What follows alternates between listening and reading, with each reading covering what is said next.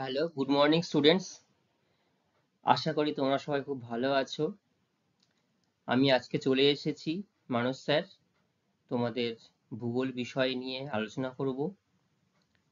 পূর্বের ক্লাসে আমরা যেগুলো আলোচনা করেছিলাম, কি আলোচনা করেছিলাম? ভারতবর্ষের প্রতিবেশী দেশ সম্পর্কে আমরা আলোচনা করেছিলাম। তো আমি খুব খুশি তার জন্য যে আমি যেটুকু অংশ তোমাদেরকে বা তোমাদের সামনে আলোচনা করেছিলাম, তোমরা সবাই খুব ভালোভাবে উত্তর দিতে পেরেছো। আমি চাই প্রত্যেকটা অধ্যায় বা প্রত্যেকটা অংশ যখন আমরা এরকম ভাবে আলোচনা করব, তোমরা নির্দ্বিধায় তোমাদের সমস্যাগুলো আমার সাথে শেয়ার করবে, যাতে আমি বুঝতে পারি তোমরা জিনিসটা কতটা বুঝতে পারছো বা কতটা জানতে পারছো। ঠিক আছে? এইরকম ভাবেই উত্তর দিয়ে যাবে।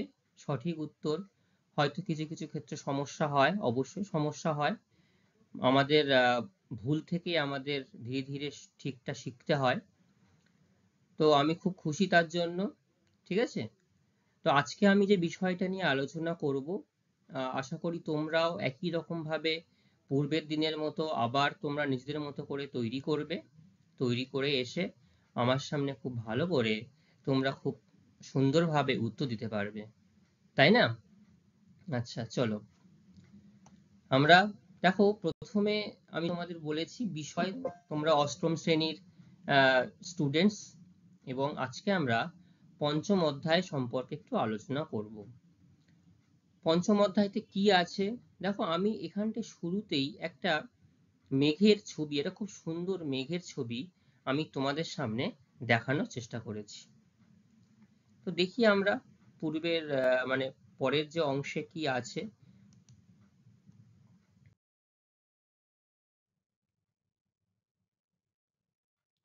আচ্ছা, এইখানটাতে আমি দেখো তোমাদের দুটো জিনিস তোমাদের সামনে আমি শেয়ার করেছি। কি কি জিনিস সেগুলো শেয়ার করেছি? যেগুলো শেয়ার করেছি, দেখো এটা কিন্তু একটা মেঘের ছবি, তাই না? আর পাশে যে ছবিটা আমি দেখিয়েছি, এটা কিসের ছবি বলো তো?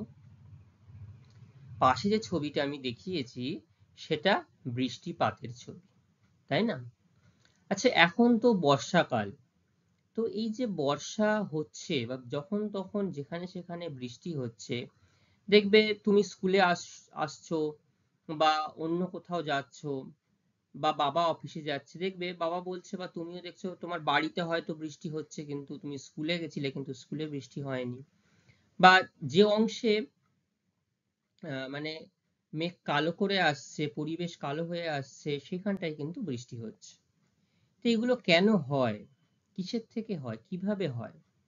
তা এই যে বৃষ্টি হচ্ছে এবং বিভিন্ন জায়গায় দেখবে জল দাঁড়িয়ে যাচ্ছে, উপর থেকে তো বৃষ্টি চলে আসছে বা বৃষ্টি পৃথিবীতে নেমে আসছে। তোমাদের কি কোনোদিন মনে হয়েছে এই উপর থেকে বৃষ্টিগুলো কিভাবে হচ্ছে, কেন হচ্ছে? ওপরে কি কেউ জলের ড্রাম বসিয়ে দিয়ে এসছে? কি মনে হয়? জলের ড্রাম বসানো নেই। তাহলে কেন উপর থেকে এরকম ভাবে জলের ফোঁটা, যেটা আমাদের পৃথিবীতে ভূপৃষ্ঠে নেমে আসছে, যেটাকে বৃষ্টিপাত রূপে আমরা চিহ্নিত করছি বা বুঝছি, তাহলে উপর থেকে বৃষ্টিপাতটা কেন হচ্ছে? তোমাদের কি মনে হয়? তোমরা কোনোদিন আলোচনা করেছো বা ভেবে দেখেছো কেন এরকম হয়? কেন হয়? ওপরে মেঘ করে, মেঘ সৃষ্টি হয়, মেঘের জন্য হয়। বাহ, ভেরি গুড, খুব ভালো উত্তর দিয়েছো তুমি, একদম সঠিক বলেছো। ওপরে মেঘ হয়, মেঘের থেকেই কিন্তু আমাদের বৃষ্টি হয়, তাই না? তো আজকে আমরা মেঘেদের পরিবার, হ্যাঁ ঠিকই শুনছো, মেঘেদের পরিবার। কেন পরিবার বলছি? কারণ মেঘ, এই যে তাদের যে অংশ রয়েছে, বিভিন্ন ধরনের যে মেঘ রয়েছে, যে বিভিন্ন ধরনের মেঘ আমরা লক্ষ্য করতে পারি, এবং এগুলো উচ্চতা অনুযায়ী বিভিন্ন স্তরে বিভিন্ন জায়গায় এই মেঘগুলোকে আমরা অবস্থান করতে দেখি। ঠিক আছে? তো আজকে আমাদের অধ্যায়ের নাম হচ্ছে বা আমাদের পাঠ্যসূচির অন্তর্গত হচ্ছে, সেটা হচ্ছে মেঘ বৃষ্টি। ঠিক আছে? এটা দেখবে তোমাদের বইতে পঞ্চম অধ্যায়তে রয়েছে। তো মেঘ বৃষ্টির আজকে আমরা যতটুকু পেরেছি, একটা বড় অংশ পাঠ্যসূচি রয়েছে, তার মধ্যে যতটুকু সময়ের মধ্যে আমরা পারবো সেইটুকু অংশ আজকে আমরা আলোচনা করব। যেটুকু হবে না, যে অংশটুকু বাকি থেকে যাবে, পরবর্তী ক্লাসে আবার আমরা অন্য কোনো দিন সেটা নিয়ে আলোচনা করব। বোঝা গেল? শুরুতে আমরা তাহলে জানি যে কতগুলো মেঘ বা কোথায় কোথায় কিভাবে মেঘগুলোকে দেখতে পাওয়া যায়। আচ্ছা, আকাশে যখন তোমরা উপরের দিকে আমরা তাকাই, সবাই যখন তাকাই, তখন কিন্তু আমরা অনেক সময় নীল আকাশ দেখতে পাই, ধূসর আকাশ দেখতে পাই, তাই তো? দেখতে পাই তো? আচ্ছা বলো তো, যদি নীল আকাশ হয় সেটাকে সেই তখন কি বৃষ্টিপাত হওয়ার সম্ভাবনা থাকে? থাকে না, তাই না? ঠিকই বলেছো। কারণ যখন নীল আকাশ থাকে স্বাভাবিকভাবেই তখন আকাশটাই পরিষ্কার এবং সূর্যের আলো খুব সহজেই আমাদের এই ভূপৃষ্ঠে এসে পৌঁছাচ্ছে, কোনো বাধা নেই, তাই না?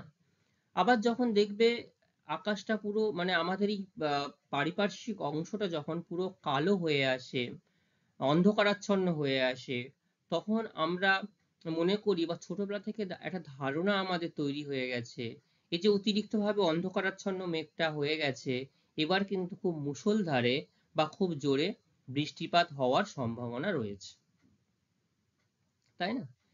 তো আমরা জানবো আজকে কোন মেঘ থেকে কিভাবে বৃষ্টিপাত হয়, সেই মেঘের নাম কি, কিভাবে মেঘ সৃষ্টি হয়, কিভাবে বৃষ্টিপাত ছাড়াও আরো ভূপৃষ্ঠ থেকে কিভাবে অন্যান্য বিভিন্ন পদার্থ আমাদের পৃথিবীতে নেমে আসে উপরের দিক থেকে, সেগুলো আমরা ধীরে ধীরে জানবো। তো শুরুতেই তোমাদের বলছিলাম যে আমরা মেঘেদের শ্রেণীবিভাগ বা মেঘেদের যে পরিবার সেইটা সম্পর্কে একটু জানি। তো যদি মেঘেদের পরিবার সম্পর্কে আমরা এখানে আলোচনা করি, তো এখানটাতে উচ্চতা অনুযায়ী প্রধানত ভাবে মানে উচ্চতা, মানে বেশি উচ্চতা, তারপরে মাঝারি উচ্চতা, তারপরে একদম নিম্ন উচ্চতা, এরকম ভাবে তিনটি ভাগে আমরা মেঘকে প্রথমে শ্রেণীবিভাগ করতে পারি। ঠিক আছে? তো দেখো, বেশি উচ্চতার যে মেঘ, তার গড় উচ্চতা কত? 20,000 ফুট। মানে গড় নিম্নতম উচ্চতা 20,000 ফিটের উপরেও কিন্তু ওই মেঘের সচরাচর দেখতে পাওয়া যাবে, অর্থাৎ 20,000 ফুটের নিচে আসলে আর এই বেশি উচ্চতার মেঘটাকে আমরা দেখতে পাবো না। বোঝা যাচ্ছে তো? আচ্ছা, যদি কোথাও সমস্যা হয়, বুঝতে কোনো সমস্যা হয়, আমি এমন কিছু বললাম বোঝা গেল না, সেখানেই রেসপন্স করবে, তাহলে আমি তোমাদেরকে সেই জিনিসটা আবার ভালো করে বলে দেবো, আবার দ্বিতীয়বার বুঝিয়ে দেবো। ঠিক আছে? আচ্ছা, যেটা বলছিলাম আমরা, বেশি উচ্চতার মেঘ, তাহলে সেটা 20,000 ফুটের ওপর থেকে আমরা এই মেঘটাকে দেখতে পাবো। তো এই উচ্চতায় যে মেঘগুলো আমরা দেখতে পাবো, সেই মেঘগুলোর নাম কি কি রয়েছে? এক নম্বর হচ্ছে সিরাস। তোমরা পাশের ছবিটা খুব ভালোভাবে একটু নজর দাও, ছবিটা দেখলে কিন্তু এই শ্রেণীবিভাগটা খুব সহজেই বোঝা যাবে।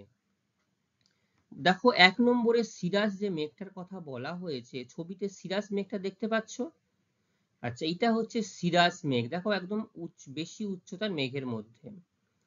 তারপরে যে মেঘটার কথা বলা হয়েছে 2 নম্বরে, সিরোস্ট্যাটাস, দেখো তার পাশেই রয়েছে সিরোস্ট্যাটাস, আর সিরোস্ট্যাটাস আর সিরাসের মাঝে রয়েছে সিরোকিউমুলাস। বোঝা গেল? তাহলে বেশি উচ্চতার মেঘের কটি ভাগ দেখলাম আমরা? 3টি ভাগ দেখলাম। 1 নম্বর কি বললাম? সিরাস। 2 নম্বর সিরোস্ট্যাটাস। 3 নম্বর সিরোকিউমুলাস। Very good. মাঝারি উচ্চতার মেঘ, তাহলে প্রথমে বেশি উচ্চতা, এবার মাঝারি উচ্চতা, তাহলে কত দূর পর্যন্ত দেখা যাবে? 6,500 ফুট। এইটা মনে করি যদি আমি 20,000 ফুট, এটা যদি 6,500 ফুট মনে করি, 6,500 ফুট থেকে 20,000 ফুট, এই যে উচ্চতার মধ্যে দুটি মেঘ দেখতে পাওয়া যায়। কটি মেঘ দেখতে পাওয়া যায়? দুটি মেঘ দেখতে পাওয়া যায়। কি কি সেটা? একটা হচ্ছে অল্টো স্ট্রাটাস। কি বললাম? অল্টো স্ট্রাটাস। এই যে মেঘের নামগুলো, এগুলো একটু মানে শুনতে একটু অদ্ভুত লাগবে, কিন্তু এটাই কিন্তু মেঘেদের নাম। সেই জন্য আমি বারবার বলছি, বুঝতে অসুবিধা হলে আমাকে জানাবে সাথে সাথে, ঠিক আছে?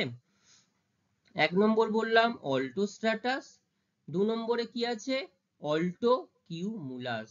দেখো ছবিতে, দেখো ছবিতে দেখে খুব সহজেই বোঝা যাচ্ছে মিডিল যে লেখাটি রয়েছে তার পাশেই অল্টো স্ট্র্যাটাস এবং রয়েছে, আর অল্টো কিউমুলাস কথাটি রয়েছে। বোঝা যাচ্ছে? Very good. আচ্ছা, এরপরে হচ্ছে আমাদের নিম্ন উচ্চতার মেঘ, তার মানে ভূপৃষ্ঠের কাছাকাছি উচ্চতার মেঘ। সর্বনিম্ন সর্বোচ্চ উচ্চতা কত বলেছে? সর্বোচ্চ উচ্চতা 6500 ফুট। কারণ মাঝারি উচ্চতা কত থেকে ছিল? 6500-র উপরে 20000 পর্যন্ত। আর নিম্ন উচ্চতার মেঘ, তাহলে তার সর্বোচ্চ উচ্চতা হবে 6500 ফুট। বেশ, এই 6500 ফুট উচ্চতা পর্যন্ত আমরা 3টি মেঘ দেখতে পাবো। কি কি মেঘ দেখতে পাই? একটা হচ্ছে স্ট্র্যাটোকিউমুলাস, ছবিটা একটু খেয়াল করো, স্ট্র্যাটোকিউমুলাস এটা হচ্ছে 1 নাম্বার মেঘ। 2 নম্বরে হচ্ছে স্ট্রাটাস, কি বললাম? স্ট্রাটাস, দেখো ছবিটার মধ্যে রয়েছে স্ট্রাটাস মেঘ, কেমন দেখতে হয়। 3 নম্বরে হচ্ছে নিম্বো স্ট্রাটাস, কি নাম বললাম? নিম্বো স্ট্রাটাস, ঠিক আছে?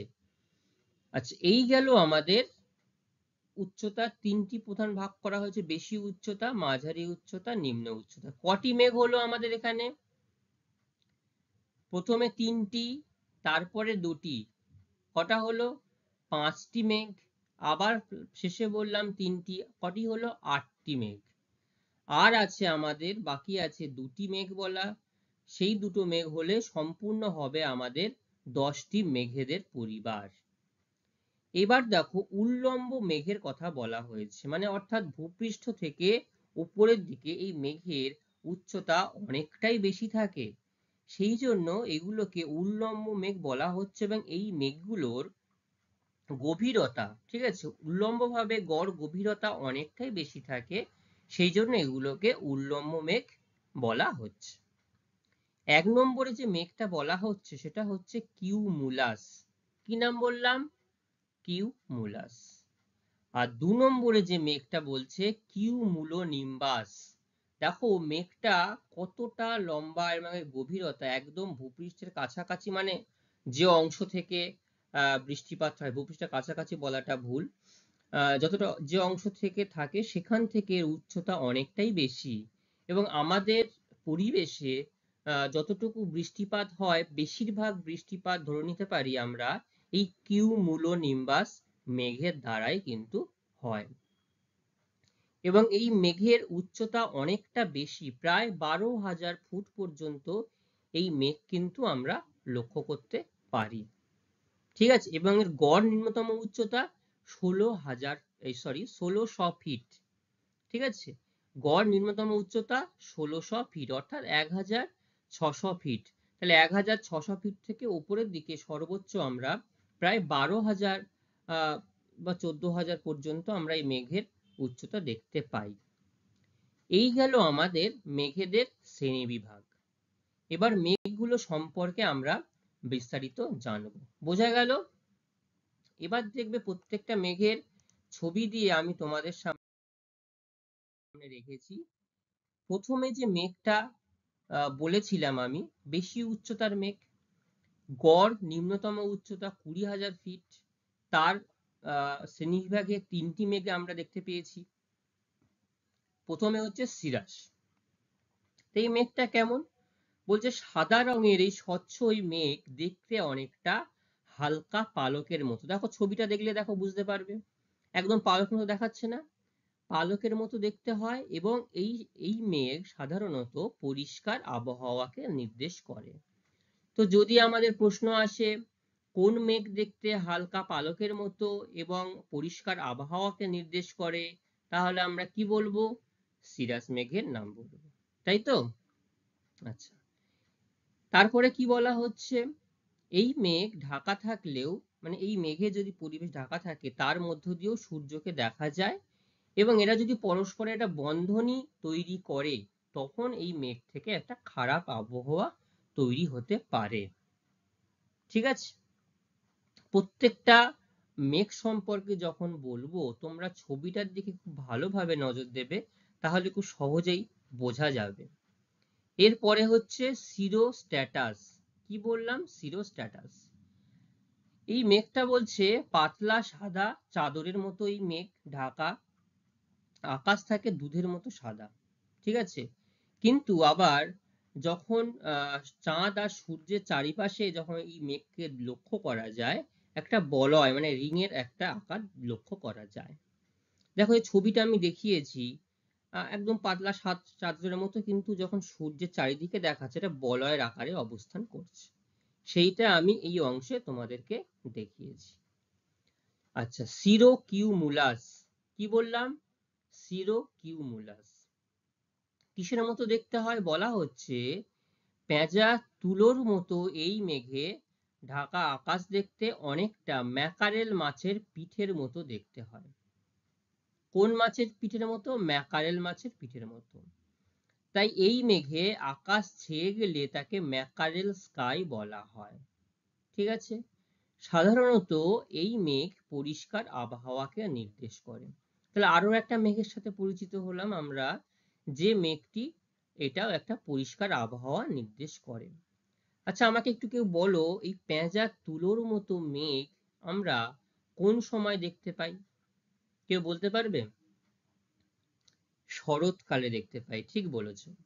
ঠিক যখন আমাদের যে সেরা দুর্গা উৎসব দুর্গোৎসব অর্থাৎ দুর্গা পূজা, ঠিক তার আগেই শরৎকালে কিন্তু আমরা পেঁজা তুলোর মতো মেঘ দেখতে পাই। তাই একটা খুশির একটা আমেজ আমাদের মধ্যে বয়ে আসে। বোঝা গেল তিনটে মেঘ সম্পর্কে। আচ্ছা, হালকা পালকের মতো দেখতে কোন মেঘ? কে বলবে আমাকে? সিরাস। Very good. আচ্ছা আচ্ছা, বলো তো চাঁদ এবং সূর্যের পাশে মেঘ থাকলে এটা দেখতে অনেকটা বলয়ের একটা আকার ধারণ করে। কোন মেঘ? সিরোস্ট্যাটাস। Very good. পেঁজা তুলোর মতো দেখতে? সিরোকিউমুলাস। আর ম্যাকারেল মাছের পিঠের মতো? এটাও সিরোকিউমুলাস। Very good. তাহলে বোঝা গেল।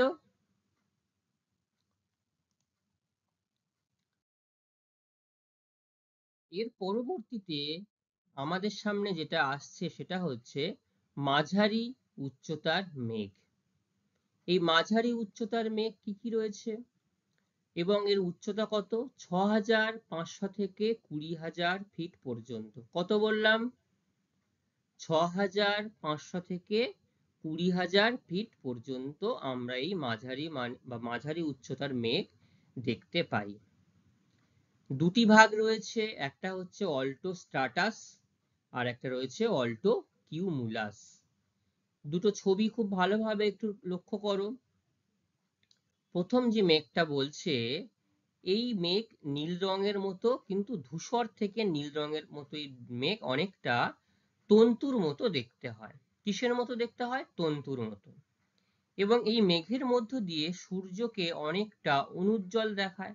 তো স্বাভাবিক যদি ধূসর রঙের হয়, দেখো মেঘটা দেখবে ধূসর রঙের হচ্ছে, তাই ধূসর রঙের যদি মনে হয় তাহলে মেঘটা স্বাভাবিকভাবেই অনুজ্জ্বল দেখাবে। আবার সূর্যের আলোকে আমরা সহজে দেখতে পাবো না, মেঘ দিয়ে প্রবেশ করতে পারে না। ঠিক আছে?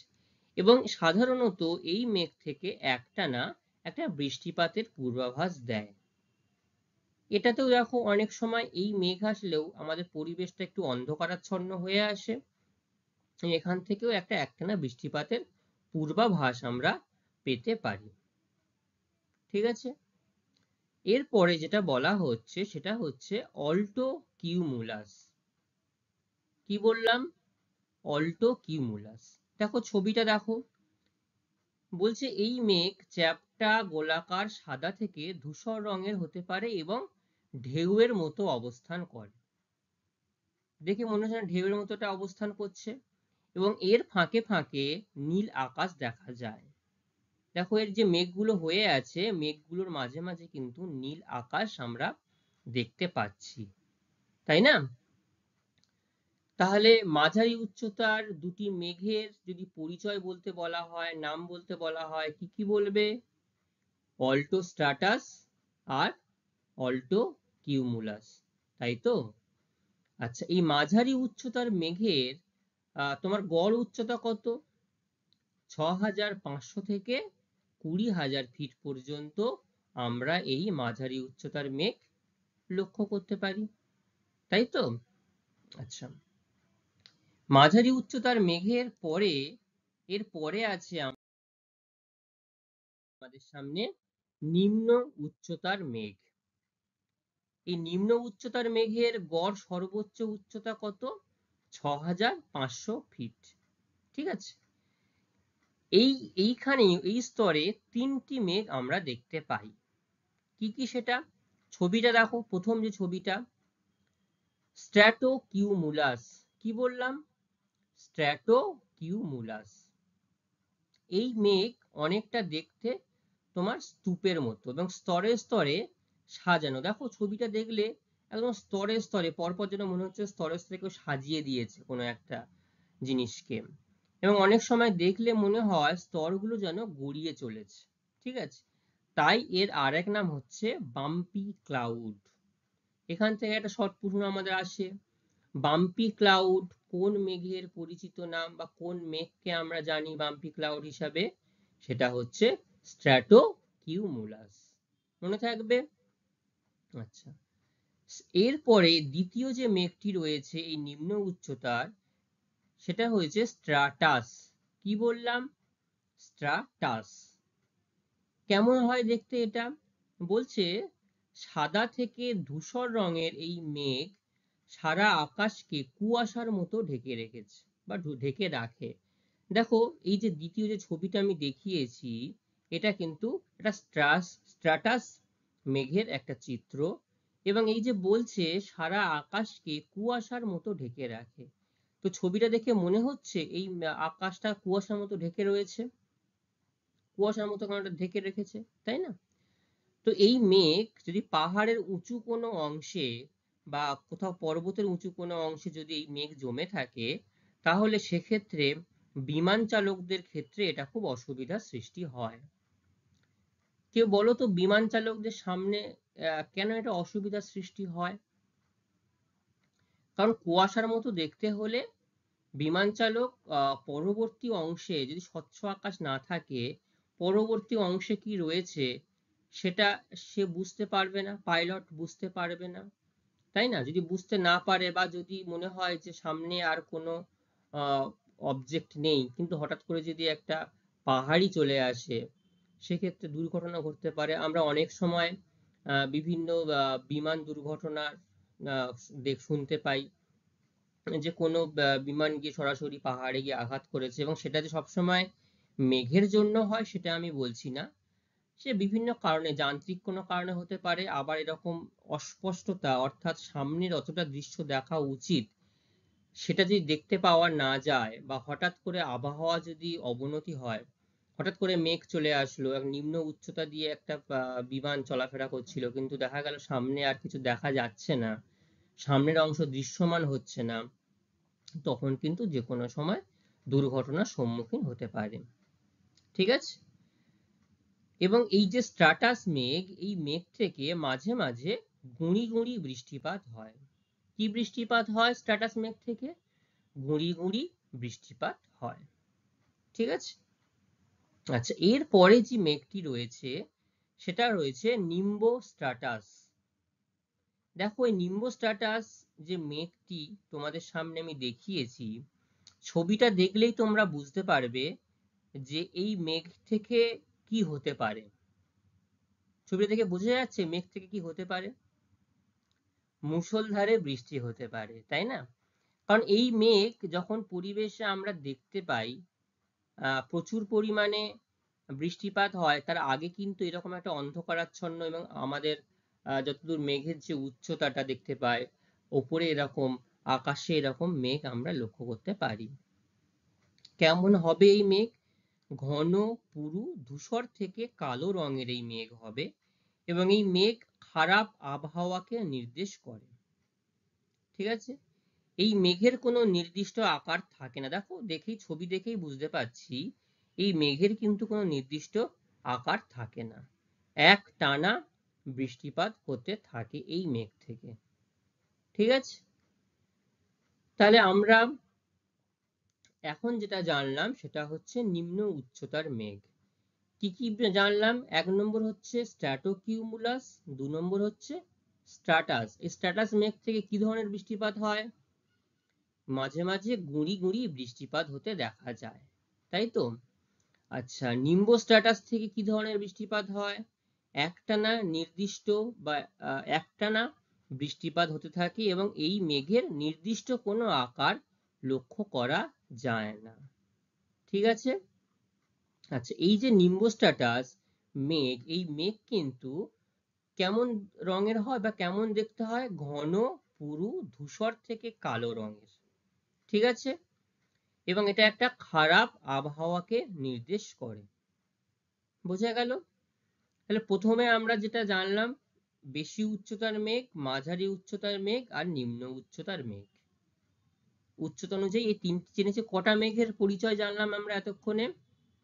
8টি মেঘের পরিচয় জানলাম, তাই তো? এরপরে রয়েছে আমাদের আরো দুটি মেঘ সম্পর্কে পরিচয়।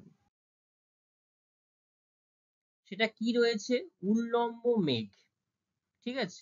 অর্থাৎ ভূপৃষ্ঠ থেকে উল্লম্বভাবে লম্বালম্বিভাবে যে মেঘের অবস্থান বা আকার দেখতে পাই, সেগুলোকে আমরা উল্লম্ব মেঘ নামে পরিচিত আমাদের কাছে। তো এইখানটাতে দুটি মেঘ দেখতে পাওয়া যায়, একটা হচ্ছে কিউমুলাস আর একটা রয়েছে কিউমুলো নিম্বাস। ঠিক আছে?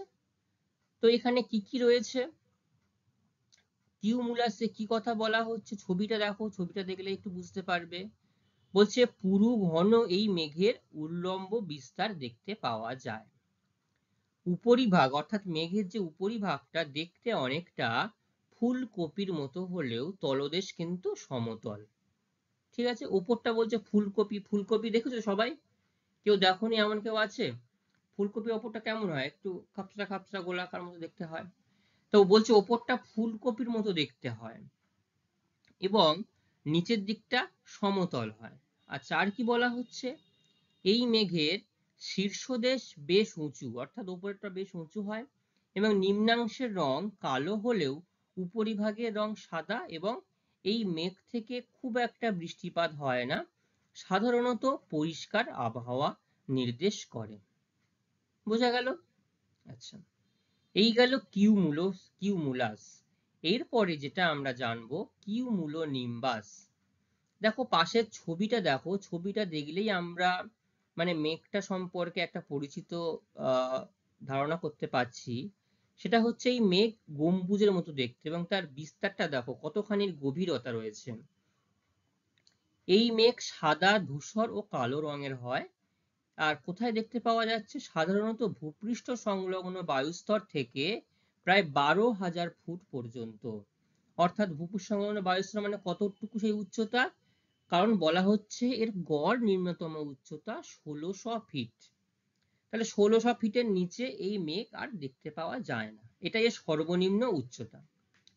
এই 1600 ফিট থেকে এই মেঘ উপরের দিকে প্রায় 12,000 ফিট পর্যন্ত দেখতে পাওয়া যায়। কত হাজার মতো দেখতে পাওয়া যায় উপরের দিকে? 12,000 ফিট পর্যন্ত দেখতে পাওয়া যায়। ঠিক আছে? আচ্ছা, উপর দিক চ্যাপ্টা ও তলদেশ প্রায় সমতল হয়। বোঝা গেল? এই কিউমুলোনিম্বাস মেঘে বজ্রপাত সহ ভীষণ ঝড় বৃষ্টি হয়। বোঝা যাচ্ছে কোন মেঘ থেকে ঝড় বৃষ্টি হচ্ছে? এই কিউমুলোনিম্বাস মেঘ থেকেই কিন্তু বজ্রপাত সহ ঝড় বৃষ্টি হচ্ছে। তাই এর আরেক নাম হচ্ছে বজ্রমেঘ বা থান্ডার ক্লাউড। তাহলে যদি থান্ডার ক্লাউড সম্পর্কে বলতে বলা হয় এবং কিউমুলোনিম্বাস সম্পর্কে, সেখানে তোমাকে বললোই না, শুধু বলে দিল থান্ডার ক্লাউড সম্পর্কে আলোচনা করো। তাহলে কোনটা সম্পর্কে বলতে হবে আমাদের? এই কিউমুলোনিম্বাস সম্পর্কে বলতে হবে। বোঝা যাচ্ছে তো? আচ্ছা, অনেক সময় এই মেঘ থেকে শিলাবৃষ্টি হতেও দেখা যায়। তাহলে এই মেঘ থেকে মাঝে মাঝে শিলাবৃষ্টি হতে দেখা যায়। এই হচ্ছে আমাদের উল্লম্ব মেঘের পরিচয়। একটা হচ্ছে কিউমুলাস আর একটা হচ্ছে কিউমুলোনিম্বাস। তাহলে কিউমুলোনিম্বাসের সর্বোচ্চ উচ্চতা কত? 12,000 ফিট। এই মেঘের আরেক নাম কি? Thunder cloud. মনে থাকবে সবার? আচ্ছা, এতক্ষণ যা বললাম কারোর কি কোথাও বুঝতে সমস্যা হয়েছে বা হচ্ছে? হয়নি। ঠিক আছে, সমস্যা হচ্ছে কিনা পরের দিন বোঝা যাবে, যখন সবাইকে জিজ্ঞাসা করব কে কতটা বলতে পারছে, তাহলেই বোঝা যাবে কে কতটা ভালো মনোযোগ সহকারে ক্লাসটা শুনছে বা আলোচনাটা আমরা শুনছে। ঠিক আছে।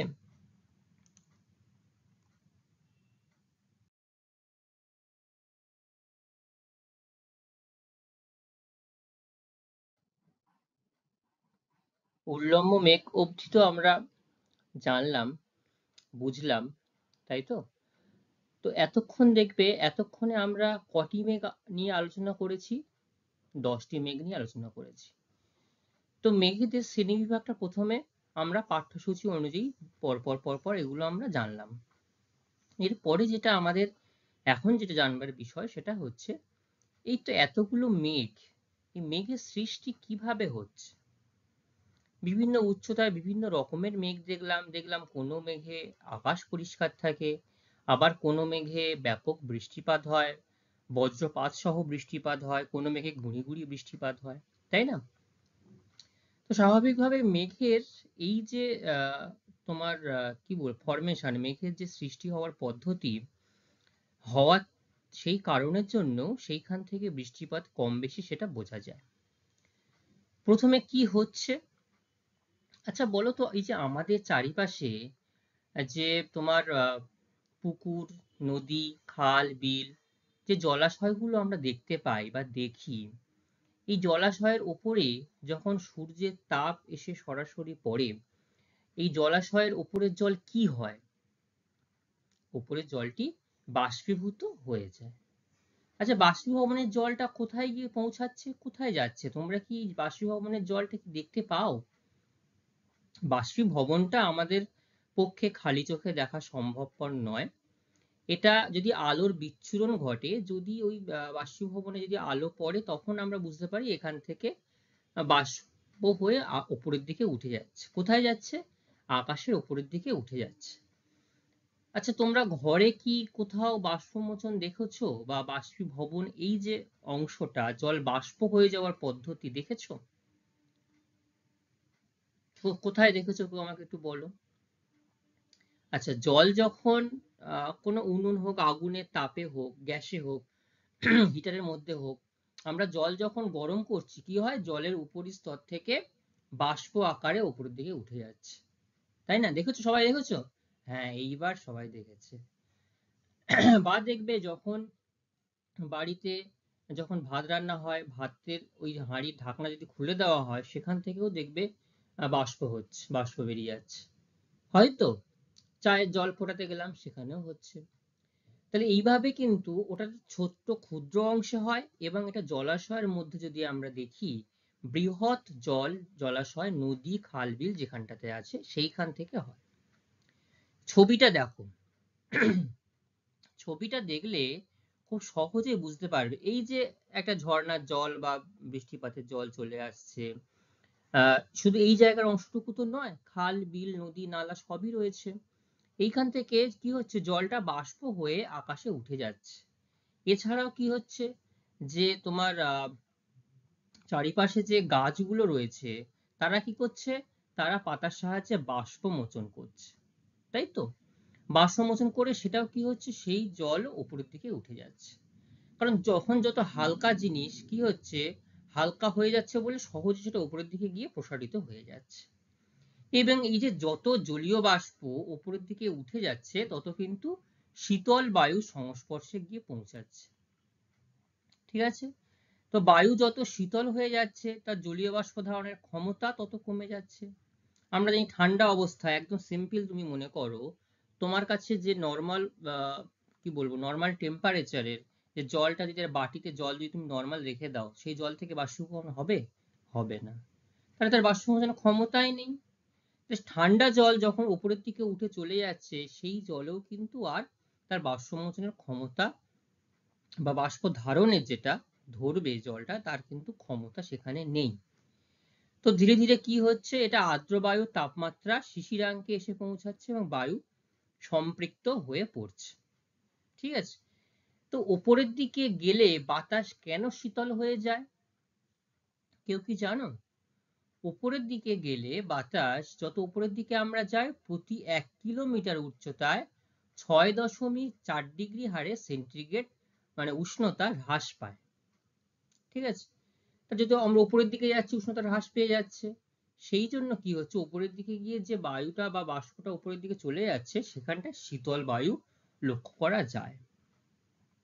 এবং এই যে বায়ুগুলো বা বাষ্পটা উপরের দিকে চলে গেল, বায়ুটা কি করলো, শীতল হয়ে ভাসমান ধূলিকণা রয়েছে, লবণ কণা রয়েছে, নানা ধরনের কঠিন কণা রয়েছে, এদের সঙ্গে ঘনীভূত হয়ে যাচ্ছে, মিশে যাচ্ছে, মানে তাদেরকে কেন্দ্র করে তারা বাতাসে ভেসে রয়েছে বলা যেতে পারে। ঠিক আছে, এবং এই যে ভেসে রয়েছে এগুলো কিন্তু ক্ষুদ্র ক্ষুদ্র জলকণায় বাতাসে তারা একটা সুনির্দিষ্ট একসঙ্গে মিলিতভাবে তারা বাতাসে ভেসে রয়েছে। এই যে একসঙ্গে যে মিলে রয়েছে এটাকে বলা হচ্ছে মেঘ। এইভাবেই মেঘের সৃষ্টি হয়। এই মেঘের জলকণাগুলোর ব্যাস হয় 0.02 মিলিমিটার। ঠিক আছে, এবং বায়ুমণ্ডলের এই ট্রপোস্ফিয়ার স্তরেই কিন্তু মেঘের সৃষ্টি হয়। তাহলে মেঘ তৈরি হলো, এখনো কিন্তু বৃষ্টিপাত হয়নি। বৃষ্টিপাত হয়েছে বললাম, বৃষ্টিপাত কিন্তু হয়নি। একদম সিম্পল ধারণা কি, আমাদের এখানে জলাশয় রয়েছে, সেখান থেকে জল বাষ্প হচ্ছে এবং গাছের পাতা থেকে যে বাষ্প মোচন করছে সেই জলটা উপরে গিয়ে শীতল বায়ুর সংস্পর্শে গিয়ে মিশে যাচ্ছে। মিশে গিয়ে বাতাসে যে ধূলিকণাগুলো রয়েছে, লবণ কণা, কঠিন কণাকে রয়েছে, সেইগুলোকে তারা একটা অবলম্বন করে বাতাসে মিশ্রিত অবস্থায় তারা জলবিন্দু রূপে বাতাসে ভেসে বেড়াচ্ছে। ঠিক আছে, এই অবস্থা হলো মেঘ। ঠিক আছে, বৃষ্টিপাত এর পরে হবে বৃষ্টিপাত। ঠিক আছে, খানিক দিন ওই মেঘটাকে একটু বাতাসে বা একটু পরিবেশে একটু বাতাসে ভেসে থাকতে দাও, তারপরে বৃষ্টিপাতটা হবে। ঠিক আছে, আচ্ছা এখানে কয়েকটি তথ্য আমি তোমাদেরকে দেব, সেটা হচ্ছে জলের বাষ্পে পরিণত হওয়ার যে প্রক্রিয়া সেটাকে আমরা বলছি বাষ্পীভবন। তাহলে বোঝা গেল, জলের বাষ্পে পরিণত হচ্ছে, যেটা আমি তোমাদেরকে উদাহরণ দিলাম, তোমার বাড়িতে যেটা বললাম বা যেটা যে কোনো জায়গাতে হতে পারে, এটাকে আমরা বলছি বাষ্পীভবন। আচ্ছা, সম্পৃক্ত বায়ু কাকে বলছে, কোনো নির্দিষ্ট উষ্ণতায়, নির্দিষ্ট উষ্ণতা আছে, নির্দিষ্ট উষ্ণতায় নির্দিষ্ট পরিমাণ বায়ু যতটা পরিমাণ জলীয় বাষ্প ধারণ করতে পারবে সেই পরিমাণ জলীয় বাষ্প থাকলে ওটাকে সম্পৃক্ত বায়ু বলা হবে। এই অবধি গেল। এরপরে হচ্ছে শিশিরাঙ্ক। শিশিরাঙ্কটা কি, যে তাপমাত্রায় বায়ু সম্পৃক্ত হয় সেটাই হলো ওই বায়ু শিশিরাঙ্ক। তাহলে বায়ু যেখানে সম্পৃক্ত হয়ে, যেখানে তার বাষ্প ধরার কোনো ক্ষমতা নেই, আর ওইটাই শেষ সর্বোচ্চ নির্ধারণ ক্ষমতা। ঘনীভবন কি হচ্ছে, যেটাকে ইংলিশে বলা হয় কনডেনসেশন। কি হচ্ছে, বাষ্প থেকে, এই যে বাষ্প হয়ে উপরের দিকে চলে গেল, এই বাষ্প থেকে তরলে পরিণত হওয়ার প্রক্রিয়াকে ঘনীভবন বলা হবে। বোঝা গেল, বাষ্প থেকে তরলে পরিণত হলে তাকে আমরা ঘনীভবন বলবো। ক্লিয়ার? আচ্ছা, এর পরের অংশে আমরা যেটা জানবো সেটা হচ্ছে অধঃক্ষেপণ, যেটাকে আমরা পরিচিত ভাষায় বলতে পারি, মানে অধঃক্ষেপণের একটা ভাগ হচ্ছে বৃষ্টিপাত। ঠিক আছে, এছাড়াও আরো একটা ভাগ রয়েছে তুষারপাত যেটা হয়, কিন্তু অধঃক্ষেপণ বলতে মূলত আমরা বৃষ্টিপাতকে বুঝতে পারি। ঠিক আছে, আচ্ছা কি বলছে, পৃথিবীর অভিকর্ষের টানে বায়ুমণ্ডল থেকে জলকণা বা বরফ কণা, প্রথমে বললাম দুটো ভাগে হতে পারে, জলকণা বা বরফ কণা মানে তরল বা কঠিন অবস্থায় যখন ভূপৃষ্ঠে নেমে আসছে তাকে অধঃক্ষেপণ বা বৃষ্টিপাত বলা হয়। বৃষ্টিতে কে কে ভিজেছে? এমন কেউ নেই মনে হয় বৃষ্টিতে ভেজেনি, সবাই ভিজেছে। উপরের দিক থেকে যখন যদি হালকা বৃষ্টি হয়, হালকায় ভাবে আসে, যখন জোরে বৃষ্টিপাত হয় এবং তুমি যদি দেখা গেল পরিবেশে ছুটছো, তাহলে কি তোমার গায়ে লাগে? কি মনে হয়, লাগে না একটা? যখন কারণ উপর থেকে যে বৃষ্টিপাতটা আসছে এবং এটা যদি বরফ ফোটার ভারী বৃষ্টিপাত হয়, তাহলে যে বস্তুর ওজন যত বেশি তত ভূপৃষ্ঠের টানে তত জোরে প্রবাহিত হবে নিচের দিকে। তো এইভাবে খুব জোরে ফোঁটাগুলো যখন চলে আসে এবং আমাদের যদি গতিবেগের নির্দিষ্ট পরিমাণ থাকে, বাইক চালাচ্ছি বা সাইকেল চালাচ্ছি, তখন কিন্তু আমাদের গায়ে সেটা জোরে জোরে এসে মানে আঘাত করে। আচ্ছা, এখানে কি বলা হচ্ছে, আমাদের সবচেয়ে পরিচিত অধঃক্ষেপণ হলো বৃষ্টিপাত। ঠিক আছে, তাহলে আগের অধ্যায় মানে আগের অধ্যায় বলবো না, আগের অংশে আমরা যেটা জানলাম, মেঘ সৃষ্টি হয়েছে। দেখো এখানটা ছবিটা দেখো, মেঘের সৃষ্টি হয়েছে, যে কনডেন্সার মেঘ বাতাসে ভেসে বেড়াচ্ছে। ঠিক আছে, তাহলে এই মেঘগুলো আমরা লাস্ট অব্দি কি জানলাম, জলকণাকে আশ্রয় করে বাতাসে এগুলো ভেসে বেড়াচ্ছে। এবং এই মেঘ যদি ক্রমশ আরো উপরের দিকে উঠতে শুরু করে এবং আরো ঠান্ডা বায়ুর সংস্পর্শে এসে ঘনীভূত হয়ে যায়, তখন জলকণাগুলো পরস্পর যুক্ত হয়ে বড় বড় জলকণায় পরিণত হবে। তাহলে একদম ছোট ছোট জলকণা ছিল, আমরা জানি একদম পুরো সিন্ধু সিন্ধু অল্প অল্প বিন্দু বিন্দু থেকে সিন্ধু সৃষ্টি হয়। ছোট্ট ছোট জলকণা থেকে একটা বড় জলের আকার নিল এবার। এবং এই যে যখন বড় হয়ে গেল জলকণাগুলো, ভারী হয়ে গেল, তখন কি করছে, সেটা আর বাতাসে ভেসে বেড়াতে পারছে না। এরকম আছে বাতাস ভেসে বেড়াচ্ছিল, কিন্তু যেই ভারী হয়ে গেল ঠান্ডা বায়ুর সংস্পর্শে এসে, তখন ভেসে বেড়াতে না পেরে টুপ করে নিচের দিকে চলে আসছে। তখন পৃথিবীর অভিকর্ষের টানে বৃষ্টি রূপে ঝরে পড়ছে। ঠিক আছে, এইটাকে আমরা বলবো অধঃক্ষেপণের পদ্ধতি। এইভাবে বৃষ্টিপাতটা ছবিতে দেখো বোঝা যাচ্ছে, জল উপরের দিকে চলে গেল, মেঘ তৈরি হলো, মেঘ তৈরি হয়ে বড় মেঘ তৈরি হলো, সেটা আর বাতাসে থাকতে পারছে না, সেটা বৃষ্টিপাত হচ্ছে বা তুষারপাত রূপে আমাদের পৃথিবী বা ভূপৃষ্ঠে আমরা দেখতে পাচ্ছি। আচ্ছা, এইখানে দুটো তথ্য আমি তোমাদের দেব, সেটা হচ্ছে এই যে বৃষ্টিপাত এতক্ষণ সম্পর্কে আলোচনা করলাম, এই বৃষ্টিপাতের একটা যন্ত্র আছে যেটাকে কত পরিমাণ বৃষ্টিপাত হয় মাপা যায়, সেটাকে আমরা বলি রেন গজ। তাকে কি বলা হয়, রেন গজ। ঠিক আছে, আচ্ছা এখানে আরো একটা কথা আছে, আইসো হাইট বা সমবর্ষণ রেখা। সমবর্ষণ অর্থাৎ সমান বর্ষণ যুক্ত রেখা। দেখা গেল পৃথিবীর যে বিভিন্ন জায়গা রয়েছে, যদি বৃষ্টিপাতের গড় বৃষ্টিপাত গুলোকে যদি বা গড় পরিমাণকে যদি একটা নির্দিষ্ট কাল্পনিক রেখা দ্বারা যুক্ত করা যায়, তাহলে মানচিত্রে যে রেখাটা তৈরি হবে সেটাকে বলবো আইসোহাইট বা সমবর্ষণ রেখা। বোঝা গেল অধঃক্ষেপণের। তাহলে অধঃক্ষেপণের সব থেকে পরিচিত নাম কি, বৃষ্টিপাত। 2 নম্বর কি, তুষারপাত। মনে থাকবে সবার? আচ্ছা, বৃষ্টিপাত মাপক যন্ত্রের নাম কি বললাম,